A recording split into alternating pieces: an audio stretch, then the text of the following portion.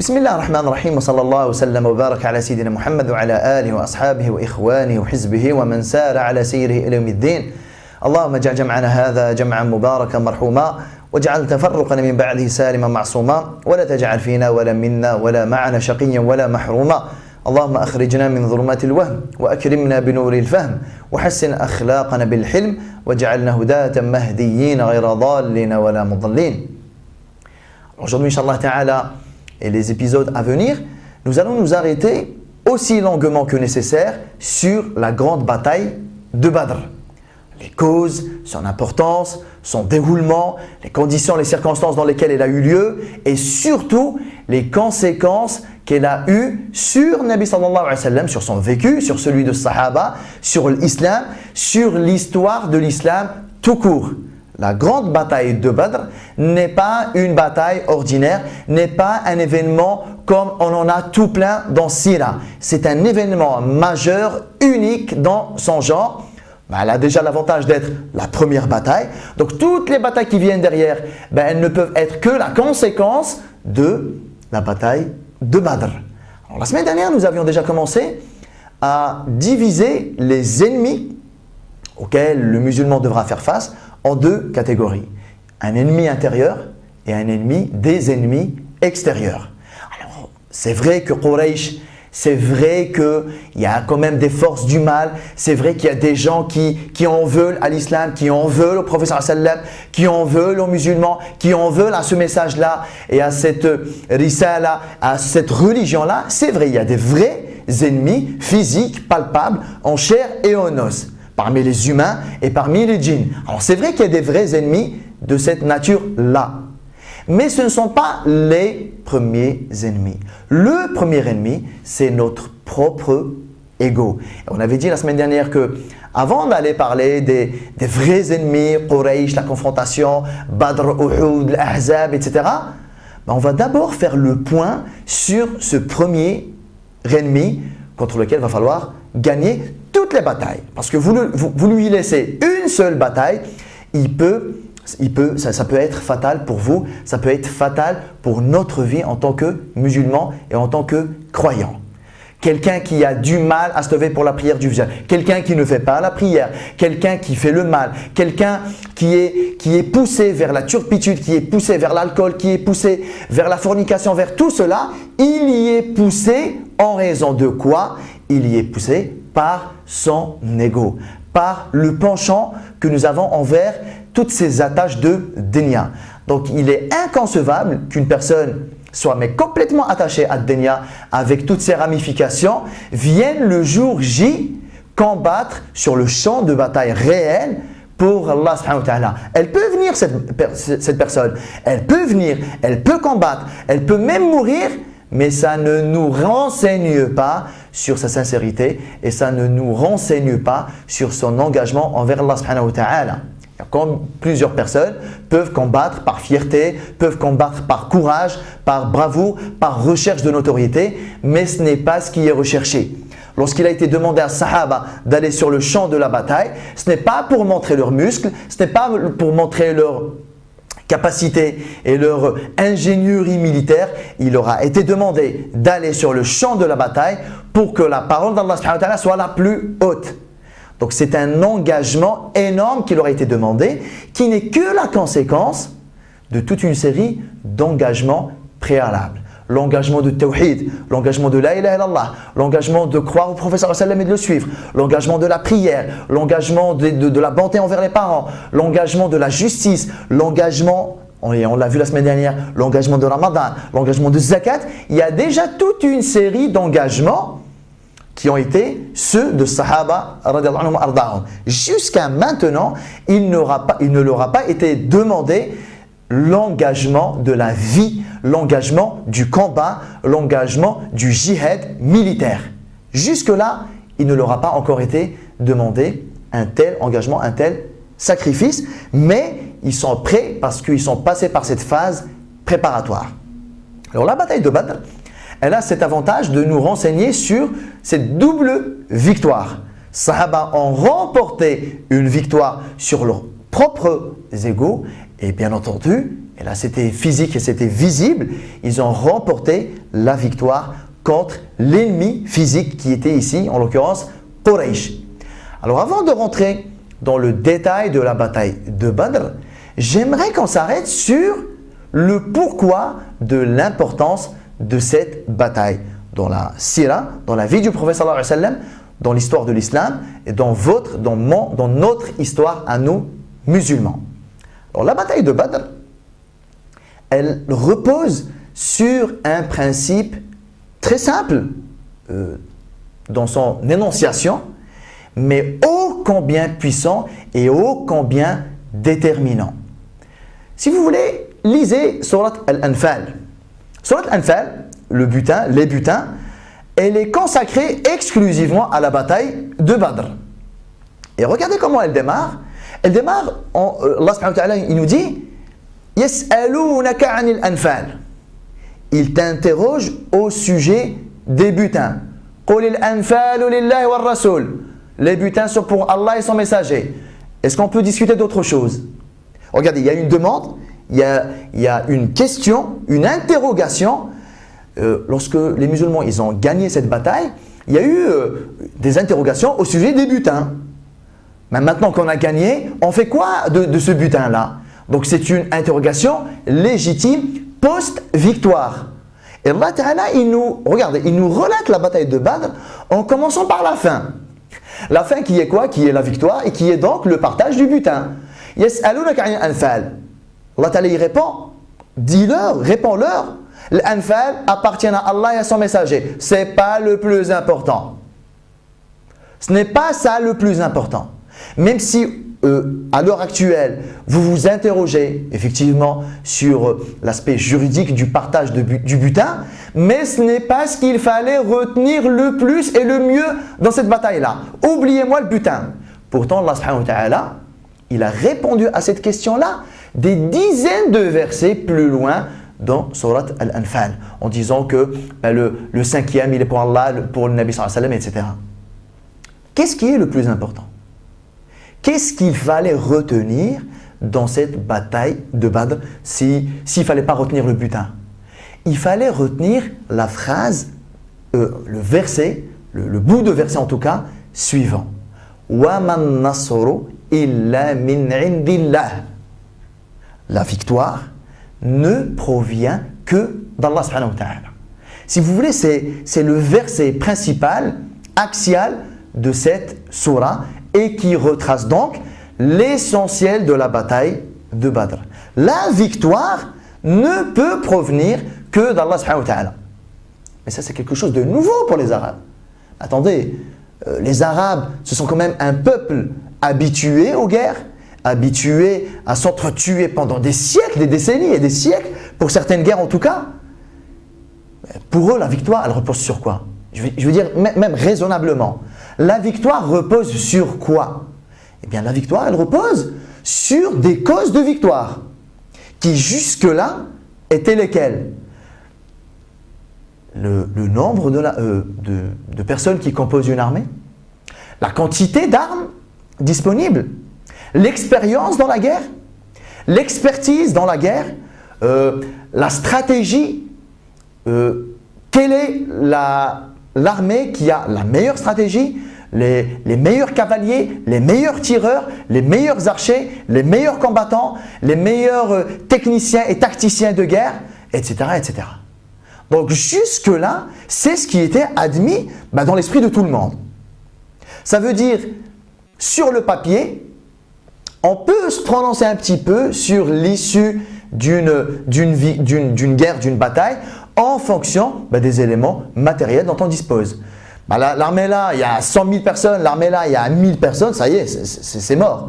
L'armée là, ils sont armés jusqu'aux dents, ceux-là, il manque d'armes, c'est bon, c'est réglé. L'armée là, ils ont des provisions de quoi tenir pendant 2 mois, l'armée là, elle a de quoi tenir 3 jours, c'est bon, c'est réglé. Donc lorsqu'on compare les acquisitions matérielles et les choses qui sont mesurables, palpables de ce bas monde, oui, effectivement, on peut un petit peu pronostiquer, donner un pronostic sur l'issue de la guerre. Et si on n'a pas de préférence Bon, les deux armées-là, elles sont plutôt équivalentes. Ils ont plus ou moins le même nombre d'hommes. Ils ont plus ou moins la même expérience.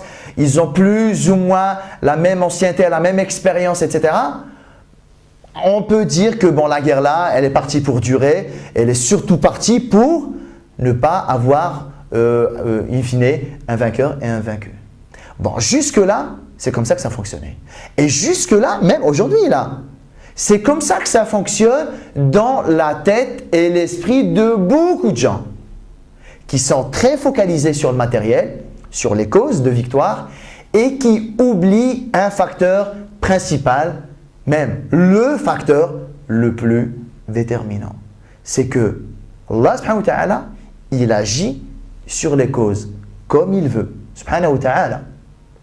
Il se peut que dans le monde des causes, que dans le monde rationnel, ben cette partie-là, cette armée-là, l'emporte très largement dans le monde cartésien, rationnel, mais il se peut qu'Allah subhanahu wa ta'ala intervienne sur ces causes-là pour en enlever tout effet déterminant.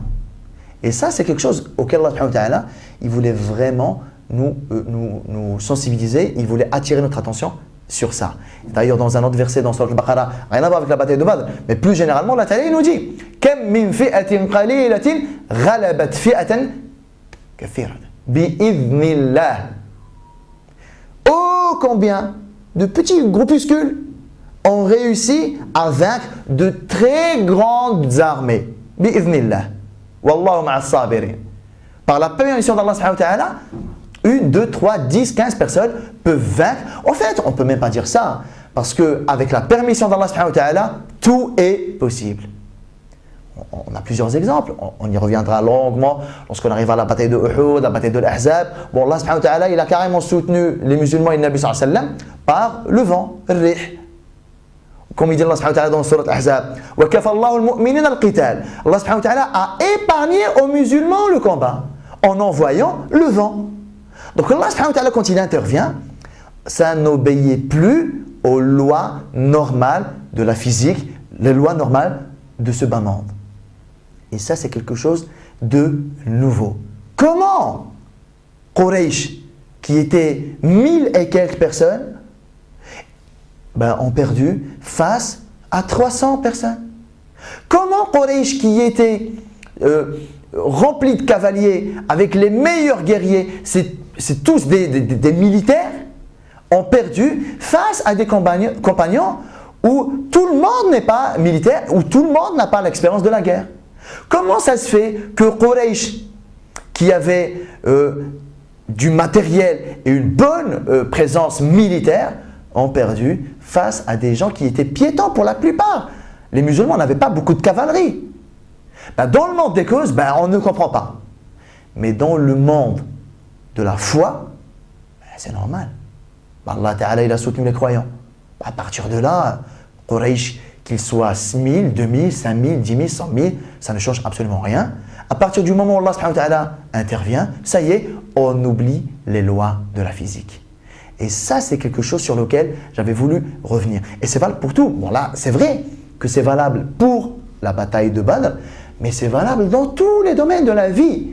Lorsque vous vous engagez dans quelque chose, vous vous engagez dans des études, vous vous engagez dans un emploi, dans une profession, vous vous engagez dans un mariage, vous vous engagez dans une entreprise, vous vous engagez dans une association, vous vous engagez dans quoi que ce soit de la vie de tous les jours. La réussite repose sur des facteurs rationnels, incontestablement. Mais ce ne sont pas ces causes-là et ce ne sont pas ces causes rationnelles de la réussite et de la victoire qui sont déterminantes. Elles sont nécessaires, mais elles ne sont pas suffisantes. Elles sont nécessaires, mais ce n'est pas ces raisons-là et ce n'est pas ces causes-là, ce ne sont pas ces causes-là qui font la différence. Vous avez tout fait pour trouver un boulot? Ce n'est pas vos recherches, ce n'est pas l'envoi de CV, ce n'est pas les 15 000 coups de téléphone que vous avez passés à tous les recruteurs qui font la différence. Vous voulez vous marier? Ce ne sont pas toutes les tentatives que vous avez faites qui seront déterminantes. Vous voulez avoir un enfant? Ce ne sont pas toutes les causes matérielles que vous avez faites qui feront de votre femme une femme enceinte. etc., etc., etc. Qu'est-ce qui est déterminant? Allah subhanahu wa ta'ala. C'est le seul facteur de réussite déterminant. Alors, les causes, on les fait. Mais pourquoi on les fait? On les fait par ubudiyya. On les fait par servitude. On les fait parce qu'Allah nous a demandé de les faire.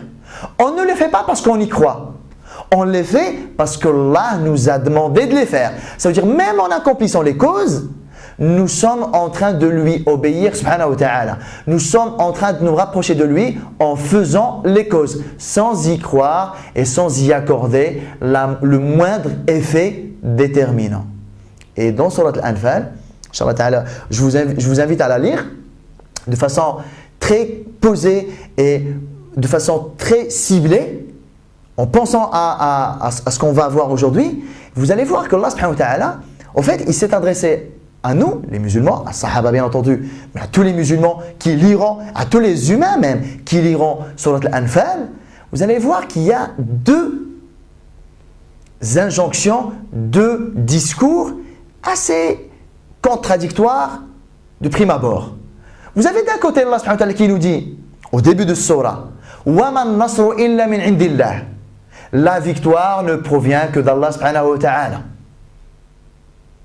Alors c'est vrai que quand on lit ça, on dit c'est bon, on va faire qiyam al-layl, on va prier jusqu'au Fajr, dua à fond, dua, les actes d'adoration, dua, et on va implorer le soutien d'Allah subhanahu wa ta'ala. Pourquoi vous ne faites rien d'autre? Parce qu'Allah il a dit وَمَا النَّصْرُ إِلَّا مِنْ عِنْدِ اللَّهِ. La victoire ne provient que d'Allah subhanahu wa ta'ala. Sauf que si on faisait que ça, ce n'est pas équilibré. Où se trouve l'équilibre? L'équilibre se trouve dans le fait de solliciter le soutien d'Allah subhanahu wa ta'ala, bien entendu par le fait de lui obéir, par le fait d'accomplir ses obligations, par le fait de s'écarter des interdits, par le fait de faire dua, d'implorer son secours, etc. Tout ça, ok, c'est vrai. Mais ce n'est pas équilibré que comme ça. L'équilibre, il est dans le fait de faire ça et de répondre à l'appel qu'Allah subhanahu wa ta'ala nous a lancé dans Surat Al-Anfal également, quelques dizaines de versets plus loin. وَأَعِدُّ لَهُمْ مَا اسْتَطَعْتُمْ مِنْ قُوَّةٍ وَمِنْ رِبَاطِ الْخَيْلِ تُرْهِبُونَ بِهِ عَدُوَّكُمْ. Préparez-vous. وَأَعِدُّ لَهُمْ مَا اسْتَطَعْتُمْ. Préparez à la rencontre de Quraysh ce que vous pouvez, le maximum de ce que vous pouvez, faites-le. Je sais pas, vous avez 5 archers, préparez les 5 archers là. Vous avez 20 épées, prenez les 20 épées. Vous avez 6 cavaliers, préparez les 6 chevaux. C'est le maximum de votre capacité, faites-le. Ne dites pas, ils sont 300 cavaliers, nous ne sommes que 10, ça ne sert à rien. Ne dites pas, ils sont 1000 guerriers, nous ne sommes que 300, ça ne sert à rien. Ne dites pas, ils sont 50 archers, nous n'en avons que 5, ça ne sert à rien. Ne dites surtout pas ça. Votre problème n'est pas dans le fait de vous comparer à votre ennemi. Votre problème, il est le suivant. Vous devez faire le maximum de ce que vous pouvez. La deuxième chose que vous devez faire, c'est être clean, être propre et être proche d'Allah subhanahu wa ta'ala. Ça veut dire que vous avez un effort spirituel à faire et un effort réel, physique et matériel à faire. Sans rentrer dans une logique de comparaison avec vos ennemis. Et ça, c'est quelque chose de magnifique parce qu'Allah subhanahu wa ta'ala, il le décrit dans un autre verset. In takunu ta'lamun. فإنهم يعلمون كما تعلمون وترجون من الله ما لا يرجون. Ce qui vous différencie de vos ennemis, en fait, ce n'est pas le fait que vous trouviez ou que eux trouvent la mort difficile ou que le combat soit douloureux et que vous redoutez quand même la blessure, etc. Non, sur ça, vous êtes tous égaux. L'humain, par définition, il a peur de la mort. L'humain, par définition, il a peur du combat, etc., etc. Par définition, tout le monde redoute ça. La différence entre vous et vos ennemis, c'est que وَتَرْجُونَ مِنَ اللَّهِ مَا لَا يَرْجُونَ.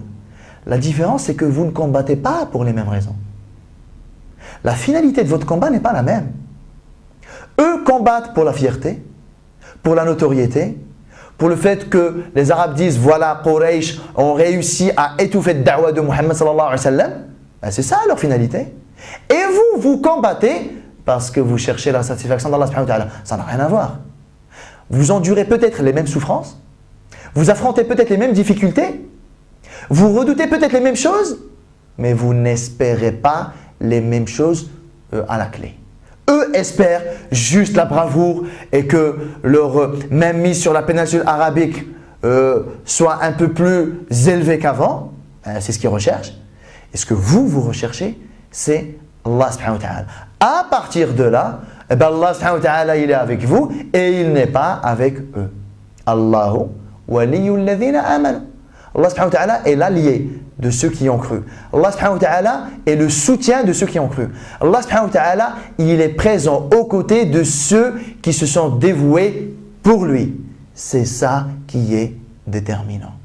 Alors, on voit que le Nabi sallallahu alayhi wa sallam, on y reviendra les épisodes à venir, la veille de la bataille de Badr, il a passé la nuit en prière, il pleurait, il levait ses bras au ciel en faisant dua jusqu'à ce que Sayyidina Abu Bakr a eu pitié de lui et dit à Rasulallah, en gros, fais-en un peu moins s'il te plaît. Ne t'inquiète pas, Allah subhanahu wa ta'ala ne t'abandonnera pas, ça ne sert à rien que tu en fasses autant. C'est pour dire que d'un côté, le Nabi sallallahu alayhi wa sallam, il joue son rôle de ubudiyya, de abd, de servitude d'Allah subhanahu wa ta'ala, sans jamais douter du soutien d'Allah subhanahu wa ta'ala, mais parce que, en tant que serviteur, il devait faire ça. Et à côté de ça, le Nabi sallallahu alayhi wa sallam, il était très confiant. Il a d'ailleurs même dit à Sahaba, Allah ta'ala m'a promis la victoire. Donc pour quelqu'un à qui on a promis la victoire, pourquoi passer toute la nuit en prière? Quelqu'un à qui Allah subhanahu wa ta'ala a carrément montré les visages et les noms de ceux parmi Quraysh qui allaient mourir et l'endroit où ils allaient périr. Quelqu'un qui il connaît les victimes de chez Quraysh avant même que la bataille n'ait lieu. Alors pourquoi pleurer la nuit et pourquoi passer toute la nuit à prier et à invoquer Allah subhanahu wa ta'ala? Ce n'est pas parce qu'il doute de la victoire, c'est parce que ça fait partie des causes de la victoire que de solliciter l'aide et le soutien d'Allah subhanahu wa ta'ala sans négliger les causes matérielles sur lesquelles nous reviendrons longuement, Inch'Allah ta'ala, les épisodes à venir. Donc le principe général, c'est quoi? Le principe général, c'est que Allah subhanahu wa ta'ala, il rappelle aux compagnons une vérité qui leur a échappé, qui a en tout cas échappé à un nombre de sahaba par la suite, le jour de la bataille de Hunayn, wa yawma badrin, Allah subhanahu wa ta'ala, wa laqad nasarakum bi badrin wa antum adhilla. C'est ça qu'Allah ta'ala, il a rappelé aux compagnons le jour de Hunayn.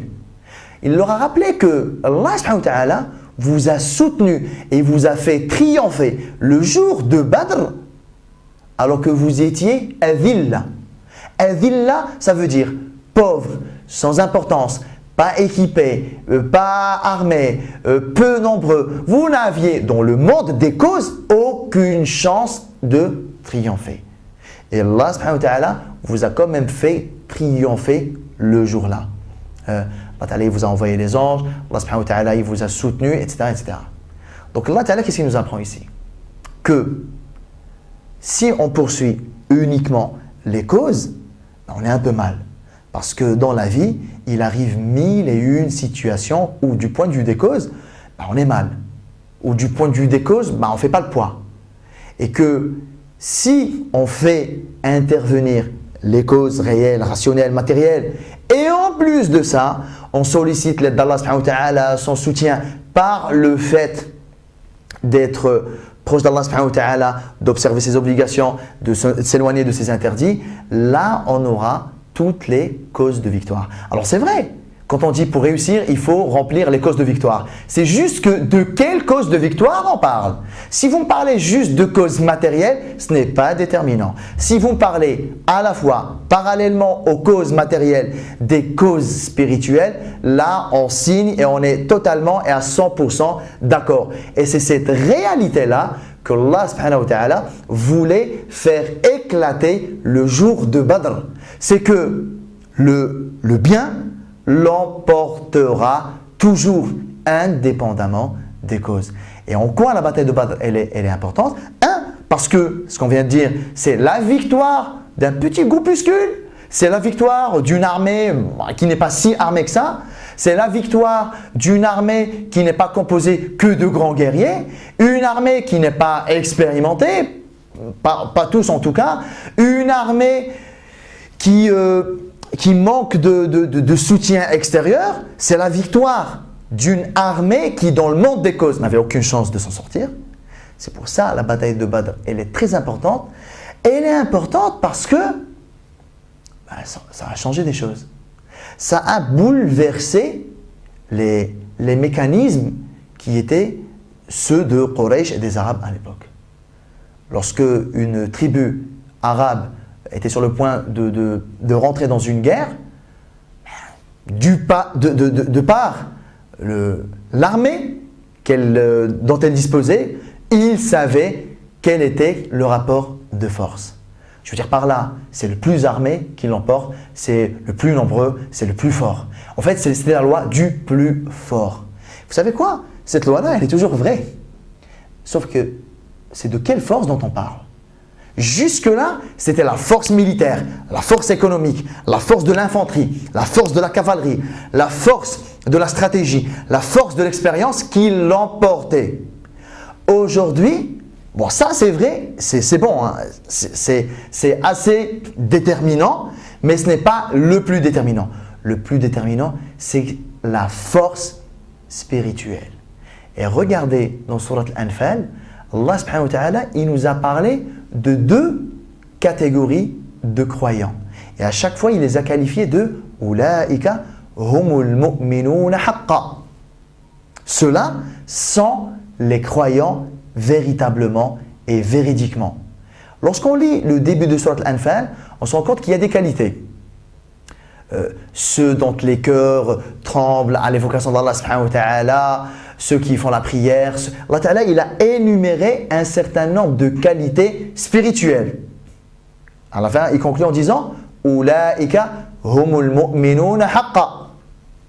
Et à la fin de ce surah, Allah Ta'ala, qu'est-ce qu'il nous parle? Il nous parle de Amanu wa awaw wa nasaru wa jahadu. Ceux qui ont cru et ceux qui ont accueilli leurs frères, en parlant des Ansar. Awaw, ils ont reçu, ils ont accueilli. Wa jahadu, ils ont fait l'effort pour Allah subhanahu wa ta'ala jusqu'à aller jusqu'au combat. Ulaika humul mu'minuna haqqa. Donc au final, c'est qui le mu'minuna haqqa? Au final, qui sont réellement les vrais croyants véridiques? Ceux qui ont des qualités spirituelles, alladhina yuqimuna as-salat wa mimma razaqnahum yunfiqun, c'est ceux-là. C'est ceux qui, lorsqu'ils entendent les versets d'Allah Ta'ala et les paroles d'Allah Subhanahu wa Ta'ala, wajilat qulubuhum, leur cœur tremble. Est-ce que ce sont ceux-là les vrais croyants? Ou alors les vrais croyants sont ceux qui sont actifs sur le terrain, ce sont ceux qui se bougent, qui font des choses, qui vont au jihad et qui sacrifient leur vie pour la cause d'Allah subhanahu wa ta'ala. Qui sont les vrais croyants? Ceux-là ou ceux-là? Ben, les vrais croyants sont les deux. Donc il faut à la fois des qualités spirituelles qui rapprochent les croyants d'Allah subhanahu wa ta'ala et qui font de ces personnes-là des gens dignes d'être soutenus par Allah subhanahu wa ta'ala. Et en même temps, ces mêmes personnes-là doivent nous montrer de quoi elles sont capables sur le terrain. On ne va pas se contenter juste de faire salat, juste de faire dua, juste de faire du dhikr, faire le qiyam et pleurer. Et on ne va pas se contenter non plus que de faire les causes de la victoire et l'action concrète sur le terrain. On fait les deux. Alors ça a été valable pour la bataille de Badr, mais comprenez que c'est un principe général et absolu, applicable dans tous les domaines de la vie.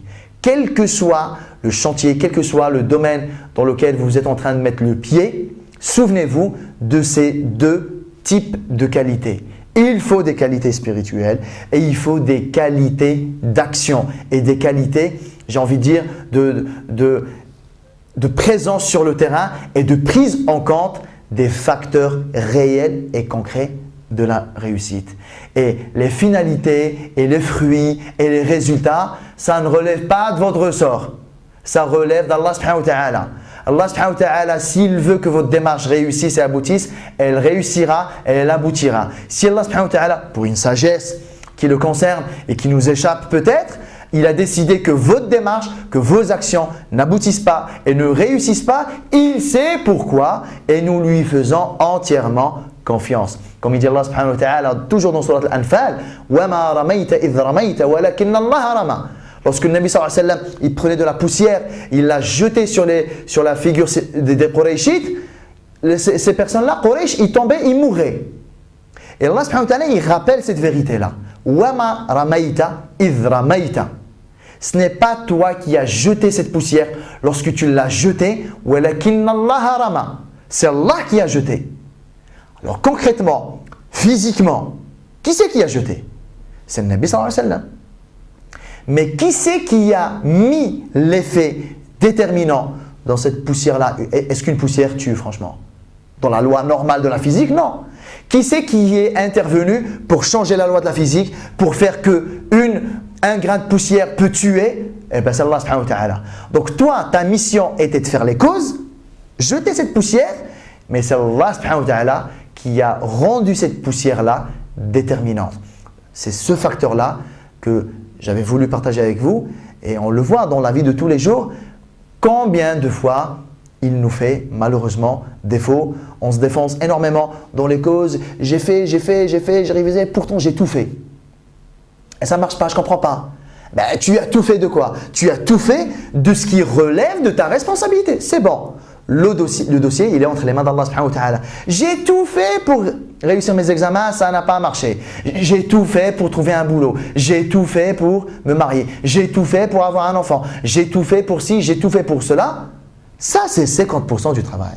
Les autres 50%, c'est quoi? C'est l'uboudiyya envers Allah subhanahu wa ta'ala. C'est le fait de solliciter son aide. C'est le fait de solliciter son soutien sans désespérer du délai entre le moment où vous l'exaucez et le moment où lui, subhanahu wa ta'ala, il décide de vous exaucer. Le moment entre vous l'invoquez, vous lui demandez, et le moment où lui, il vous répond, il ne relève pas de notre responsabilité, il relève de la sagesse d'Allah subhanahu wa ta'ala. Donc la bataille de Badr, elle a chamboulé les lois.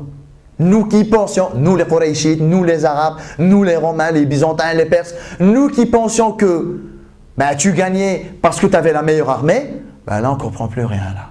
Ah là, ça a l'air d'avoir changé là. Donc il y a quelque chose d'autre qui rentre en jeu dans les mécanismes de la victoire. C'est quoi? C'est la foi, c'est Allah subhanahu wa ta'ala. Ce sont des choses qui dépassent les ennemis d'Allah, ce sont des choses que ne peut comprendre qu'un croyant et auquel ne peut adhérer qu'un croyant et auquel ne peut s'attacher qu'un croyant. Et ça nous donne l'avantage énorme sur ceux qui n'y croient pas. Parce qu'eux, ils restent focalisés que sur les facteurs habituels de la victoire, que nous partageons en même temps avec eux, mais sur lesquels nous rajoutons d'autres facteurs de victoire dont ils ne disposent pas. Parce que ce sont des facteurs qui, par définition, concernent uniquement la foi et concernent uniquement les croyants. Et à partir de là, dites-vous qu'à partir de la bataille de Badr, il y a tout qui est chamboulé sur la scène politique, géopolitique et stratégique. Ça veut dire même les armées qui comptaient 100 000, 200 000, 300 000, eh bien maintenant ils commencent à se poser des questions. Est-ce que notre armée nous sauvera face à ces gens-là? Donc ça a été quand même le déclenchement d'une remise en cause générale chez tous les ennemis d'Allah subhanahu wa ta'ala en moment-là, mais c'est toujours valable de nos jours. L'idée, c'est que la bataille de Badr, elle a montré que ceux qui sont du côté d'Allah subhanahu wa ta'ala, ils ne pourront que triompher. Bien sûr, il y a des conditions pour cela. Des conditions qui n'ont pas été réunies pour Uhud. Des conditions qui ont failli ne pas être réunies pour Hunayn. Mais en tout cas, pour l'instant, l'idée c'est que lorsque tu es un croyant, lorsque tu es sincère, lorsque Allah subhanahu wa ta'ala est de ton côté, et lorsque tu as fait le maximum de ce que tu pouvais dans le monde des causes, tu n'as plus rien à craindre. Allah subhanahu wa ta'ala est de ton côté. Allah subhanahu wa ta'ala, il ne peut pas te décevoir. Principe valable pour la bataille de Badr, valable pour toute notre vie en tant que croyant. Aujourd'hui, je voulais m'arrêter sur ça. La semaine prochaine, Inch'Allah Ta'ala, on va rentrer dans la bataille de Badr à proprement parler, pourquoi elle a eu lieu, etc. Wallahu Ta'ala a'lam. Wa sallallahu sallam wa barak ala sayyidina Muhammad wa ala alihi wa ashabihi ajma'in. Je vous retrouve la semaine prochaine. Wassalamu alaikum wa rahmatullahi ta'ala wa barakatuh.